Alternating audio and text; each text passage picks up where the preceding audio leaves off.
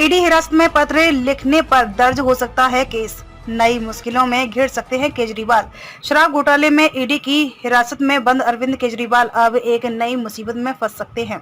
हिरासत से लिखित आदेश जारी करने के मामले में उन पर नई गाज गिर सकती है। कानूनी रूप से वे हिरासत में रहते हुए मुख्यमंत्री के तौर पर कोई आधिकारिक आदेश जारी नहीं कर सकते, लेकिन अब तक 2 ऐसे पत्र सामने आ चुके हैं जिनके बारे में कहा जा रहा है कि उस पर अरविंद केजरीवाल ने हस्ताक्षर किए हैं। यदि यह सिद्ध हो जाता है कि मुख्यमंत्री अरविंद केजरीवाल ने ईडी की हिरासत में रहते हुए उक्त आदेश पत्रों पर हस्ताक्षर किए हैं, तो इस मामले में उन पर नया केस दर्ज किया जा सकता है। वहीं यदि बिना उसके हस्ताक्षरित पत्रों को उनका पत्र बताकर मीडिया के सामने पेश किया गया है, तो इस मामले में वे लोग आतिशी मारलेना और सौरभ भारद्वाज फंस सकते हैं, जिन्होंने उक्त पत्रों को केजरीवाल का पत्र बताकर मीडिया के सामने पेश किया है। भाजपा नेता मानेजिंदर सिंह सिरसा ने दिल्ली के उपराज्यपाल बीके सक्सेना से इस बात पर लिखित शिकायत दर्ज कराई है।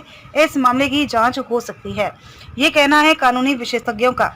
वरिष्ठ वकील आभा सिंह ने नियमों के आधार पर प्रवर्तन निदेशालय की हिरासत में रहते हुए कोई व्यक्ति इस तरह से पत्रों पर हस्ताक्षर नहीं कर सकता।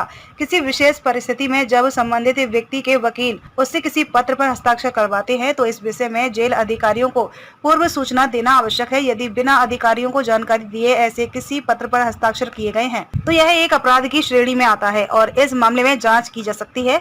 आभा सिंह ने कहा कि यदि किसी पत्र पर अरविंद केजरीवाल ने हस्ताक्षर नहीं किए हैं, लेकिन बाहर किसी व्यक्ति ने किसी पत्र को उनका पत्र बताकर जनता के सामने पेश कर दिया है, तो यह एक फ्रॉड की श्रेणी में आता है। इस मामले में उस पर धोखाधड़ी का केस दर्ज किया जा सकता है। हालांकि इस मामले में असलियत में क्या हुआ है, यह जांच के बाद ही कहा जा सकता है।